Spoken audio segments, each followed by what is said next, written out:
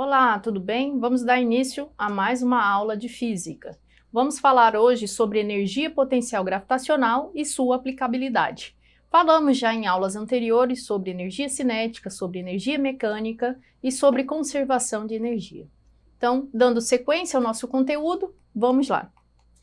Energia, né? As formas fundamentais de energia. Nós temos basicamente duas formas fundamentais de energia, que é a energia cinética, que está associada ao movimento. No caso, nós temos aí ao vento, a água em movimento, a corrente elétrica no circuito, ao som e agitação das partículas do ar junto a um aquecedor. Então, tudo que se movimenta, tudo que tem velocidade, então nós temos energia cinética envolvida nesse processo. E temos a segunda energia fundamental, que é a energia potencial, que corresponde à energia armazenada em condições de poder ser utilizada. Essa energia potencial ela se divide em gravitacional, elástica, elétrica. Vamos ver hoje, então, uma das formas da energia potencial, que é a gravitacional. A energia potencial gravitacional. Nós temos aí, no caso, um alpinista pendurado num bloco de gelo. Ele está a uma certa altura do solo. Então, nós temos aí uma condição de repouso, porque ele está parado, né? Isso, ele não está subindo e nem está descendo, então ele não teria energia cinética. Se ele não tem energia cinética por não ter velocidade, por não ter movimento, será que ele não teria energia nenhuma? Bom, tem sim, porque a energia não desaparece, ela se converte em outra forma de energia. Nesse caso, nós temos aí, então, a energia armazenada em forma de energia potencial gravitacional, porque ele está a uma certa altura de uma posição referencial. Então, nós temos aí essa energia que não se está a manifestar, no caso a gente não vê energia, a gente só analisa, né? No caso, se ele soltar dali, ele pode vir ganhar movimento, então ele tem uma energia que pode ser convertida em outra, então nós chamamos de energia potencial. As energias potenciais, elas são energias armazenadas porque elas vêm de forças conservativas, tudo bem? Então fica a dica. A energia potencial gravitacional, ela depende do quê? Se deixarmos cair uma pedra, em qual dos três níveis vai causar maior estrago? Então nós temos três alturas para abandonar uma pedra. Então, qual vai causar maior estrago? A que está mais próximo do solo, no nível 1? A que está no meio, no nível 2, ou a que está mais alto, no nível 3? Quem se arrisca a dar uma resposta? Vamos ver? Então, a pedra produz mais estrago quando cai do nível 3, do nível mais alto, porque cai de uma altura maior, então ela tem uma energia potencial gravitacional maior. Mas por que isso? Porque a energia potencial, ela depende do quê? Se deixarmos cair duas pedras de massas diferentes, mas da mesma altura, qual vai causar o maior estrago? Será que ela também depende da massa como energia cinética? Então, olha só, temos uma pedra pequena e uma pedra maior. A pedra de maior massa produz maior estrago, porque tem mais energia potencial gravitacional. Bom, então já vimos que tem a ver com altura e tem a ver com massa. Qual é a equação, então, que nós estamos falando? Vamos lá? A energia potencial gravitacional, ela depende da massa e da altura. Maior massa, maior altura, maior a energia potencial. Menor massa, menor altura, menor energia potencial gravitacional. Então, nós temos aqui, a energia potencial gravitacional é definida como energia associada ao estado de posição de um objeto. Quanto mais alto estiver, maior será a sua energia potencial. Ela calcula-se utilizando a equação energia potencial gravitacional, abreviado por EPG, é igual a massa vezes gravidade local vezes altura. Essa altura ela é medida em qualquer ponto de referência, não necessariamente do solo. Por exemplo, se eu analisar de uma mesa para cima, então eu vou medir a altura daquele ponto. Tá? Então é essa altura que eu vou medir a quantidade de energia potencial gravitacional. Mas massa vezes gravidade é uma força que nós conhecemos, é a força-peso, que é uma força gravitacional. Então, nós podemos também escrever a equação da energia potencial gravitacional como sendo peso vezes altura.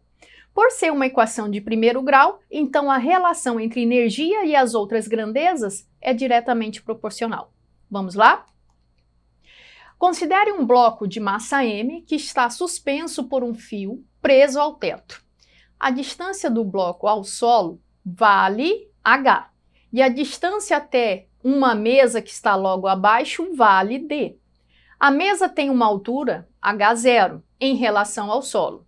Então, vamos observar bem a figura. Nós temos aí um corpo pendurado, portanto, sobre a atração gravitacional, portanto, sobre a ação da força-peso. Nós temos a distância D, que é a distância da mesa à base do bloco, e a distância H0, que é a distância da mesa ao solo. Tudo bem? Somando essas duas distâncias, do solo até a base do bloco, nós temos a altura H. Vamos analisar o que acontece aí na sequência. O bloco tem capacidade de realizar trabalho assim que ele for solto daquele fio. Ou seja, ele tem energia armazenada devido à sua posição em relação à mesa e em relação ao solo. Então, vamos calcular o trabalho que o peso do bloco pode realizar ao cair, ao longo do deslocamento, cujo módulo será medido pela altura h, que está somando h0 mais d. Se a origem do referencial for a superfície da mesa, o módulo de deslocamento será d igual a h menos h0, sendo o módulo da força F vai ser a força-peso, portanto, o produto massa vezes gravidade. Com essa direção em sentido do deslocamento, o trabalho do peso do corpo é medido em relação à mesa. Lembrando da equação do trabalho é igual a força vezes deslocamento.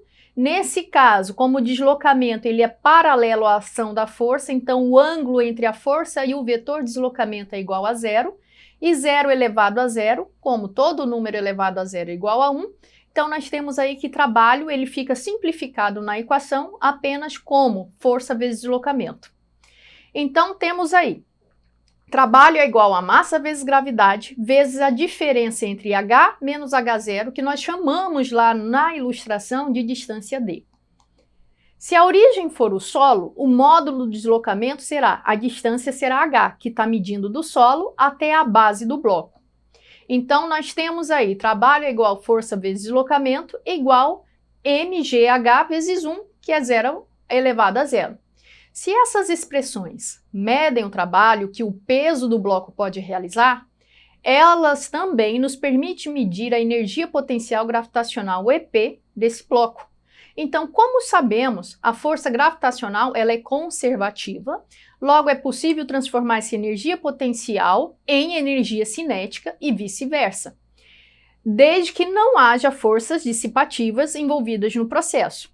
Assim, um trabalho realizado pela força-peso é igual à energia potencial gravitacional que estava armazenada. Tudo bem? Tá entendido até aí? Então anotem no caderno todas as dúvidas que tiverem e procure o seu professor na escola para aprofundar esse conteúdo.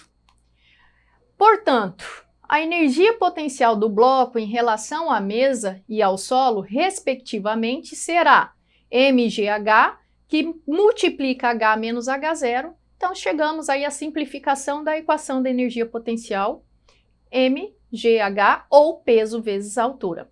É importante notar que nessas condições, o valor da gravidade, o valor de g, é considerado constante ao longo do deslocamento. A aceleração gravitacional, ela não é considerada variante dentro do mesmo sistema.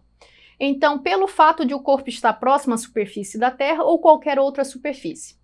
Então, definimos arbitrariamente a energia potencial do sistema corpo-terra como zero na superfície, quer dizer, no solo. Então, no solo, energia potencial gravitacional, por considerar a altura zero, então ela também seria zero, tá? Isso é uma regra fixa? Não. Isso é como se diz, uma determinação, né, feita para simplificar as nossas análises nas equações. Vamos lá?